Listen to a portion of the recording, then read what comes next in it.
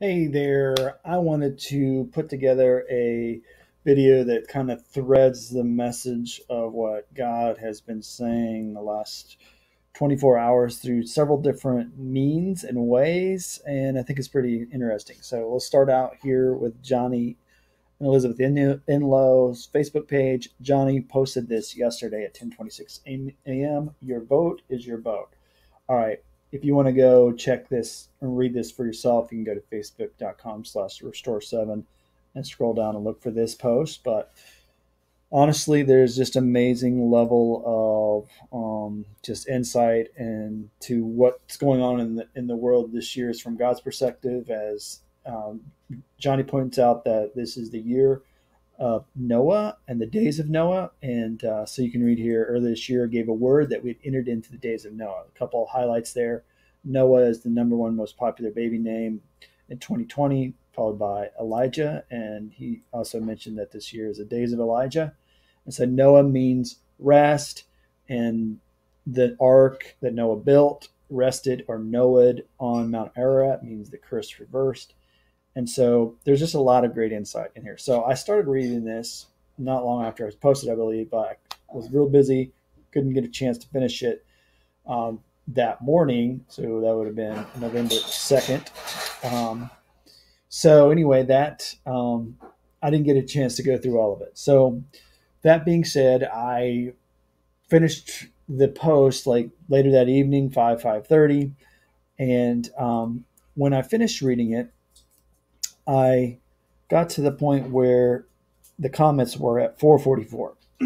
This immediate jumped out to me because of my friend and prophetic voice Brian Caraway, which we'll jump over here, and you'll notice that his icon is a four, and so God's used him to speak a lot of interesting and insightful words about the number four and what God's doing in the earth. Four is symbolism of earth. He's Brian is a friend that also really knows and understands dreams and interprets them. So there's some symbolism like in dreams with the number four and how it relates to what's going on in the earth. And so anyway, he just 444 is a big number for him. So when I saw that, I was like, immediately I was like, hey, I will send this to him, and because I see that, and I'm sure he would have been definitely interested to see what Johnny had to say about the election and all that. So I sent that to him, and then he responds back, "Hey, that's a great word by Johnny." And then I don't know if exactly when, but sometime last night, because he texted me back, and then he sent me a photo nearly thereafter, and so he was just saying that he had definitely been praying a lot about the election and um, that sort of thing, and just thinking about it. And so he's driving his son to soccer practice last night, and he's at a stoplight, looks up and sees a car with a license plate that literally says "Wave Blue." And so the other thing you have to think about when in relation to Brian Caraway is that he's released a lot of prophetic words, and if you look here, judgment for the Democratic Party. So God's spoken pretty sternly through Brian about some of the things going on with the Democratic agenda and what they've been aligned with. And so just you can see there that he's got some words there you can see. So he pulls up, he sees this car, and on that license plate it says "Wave Blue." And so if you paid attention to the news and politics anytime in the last few years, where everyone's talking about red waves and blue waves. And so immediately his words were, I think, "Oh, this is a bad omen." And so he pulls out his phone, he takes a picture, and then this is what happens. It's Everything's red. So obviously the symbolism here is red is Republican, but really red oftentimes, and when we were thinking about it is wisdom, redemption, all that kind of stuff. It's Jesus's blood is covering us as well. So that was quite interesting. And of course, he's like, "See any prophetic significance?" And I'm like, "Yeah, red's overtaking the blue." And he's like, "Bingo." So that all happened last evening. Um, it's kind of tying those two things together, like uh, Johnny's talking about both is your boat, and basically also finishing that. If you read Johnny's post, it's like you're aligning yourself with your vote, and so your boat goes where your vote is, or whatever, that kind of thing. And so, like I said before, his basic idea with the other thing that I didn't point out, what you can read here, is that tomorrow, November 4th, today's number 3rd, is the same day on the Hebrew calendar that the flood started, Noah's day. And so he points out that the rain washed out the vile and raised the righteous. If you see that in the flood, so his word is saying that the righteous is going to be raised up, and the things of the enemy are going to be washed away. So that's good news, right? So that kind of had all started. So this morning I jump up. So Johnny and even Kat Kerr, some other, and I think there's others too, I've been talking about rejoicing and celebrating because of what God's going to do in and through the election and through Trump, and just in I think a larger picture. We need to know that God's in control, and in His agenda is being pushed forward. So what happened? This is. I'll just go ahead and put this up here and read it. So triumphal procession. So I'll read this part. I opened my concordance this morning, my Bible, to actually look up some verses on rejoicing, as some of the prophetic voices have declared celebration coming to Trump's reelection. As I flipped it open, my eye was immediately drawn to the word triumphal. Triumph was a key part of this, of Johnny Enlow's word about Trump from 2016. So you can go back and look. He had a vision prior to Trump's nomination, and basically he saw Trump riding a Triumph motorcycle to the top of the mountain, very loud, all this kind of stuff. And so he was like, "Oh no," he wasn't really fully on board, but knew that God was saying, "I'm behind Trump, I'm powering him through this." And so anyway, that's connected all in there as well, right? In my Bible concordance, there are two verses that word the word triumph, and I saw both of them when I pulled it up. And the other one was Colossians. The first one was, "Thanks be to God who always leads us to triumphal procession, and through him spreads the fragrance of knowledge of him everywhere." And in 2 Corinthians or Colossians 2:15, he disarmed the rulers and authorities and put them to open shame by triumphing over them in him. So we're talking about Jesus, but there's only two verses that triumph that are in the Bible as far as I know. The verse directly coincides with the plan of God as it relates to Trump's victory. God is using him in part to disarm and shame rulers and authorities. Trump's victory is part of God's plan to release his fragrance everywhere through us.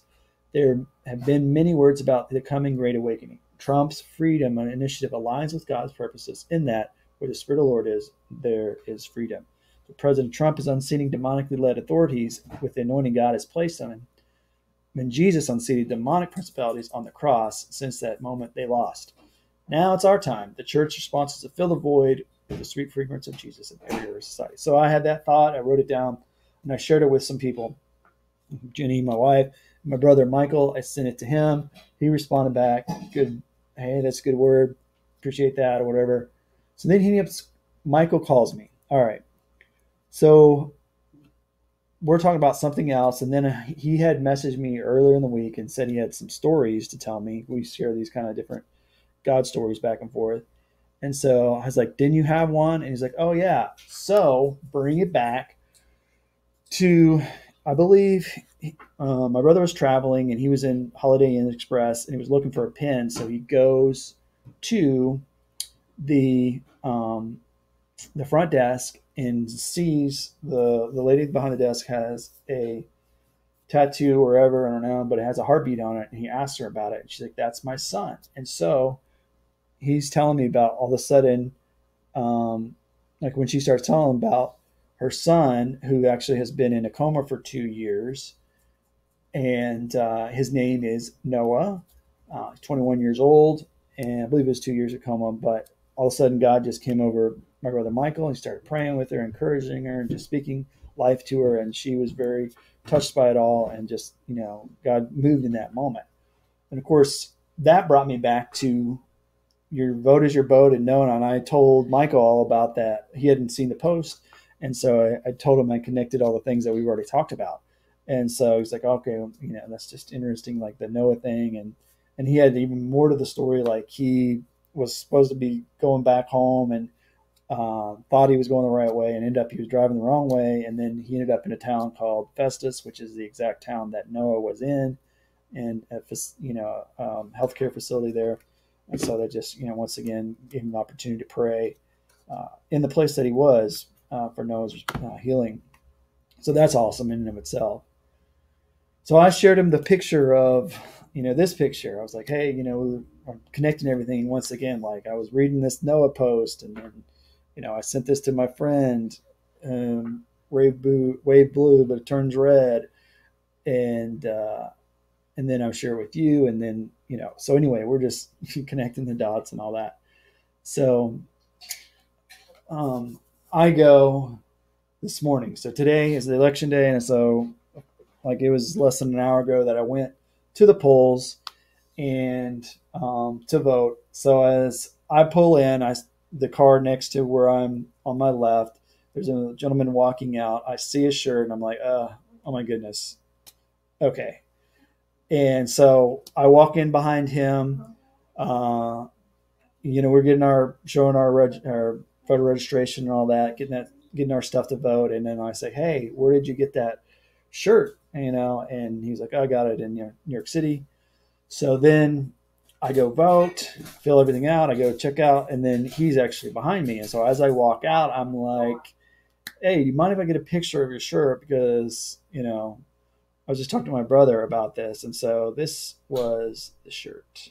So this guy had a Noah sweatshirt on when I went to vote in the election with the Red Cross. So anyhow, that's been the story of just God showing up. Like I told, even before I saw this, I told my brothers, like God has this thread that's just connecting all these different ideas, and it's just confirmations of what God's doing in and through us and in the earth at this point. And it is as in the days of Noah. That's what we're in. And so we're looking for a flood of the goodness of God, and just excited to see what else he has in store. So your boat is your boat.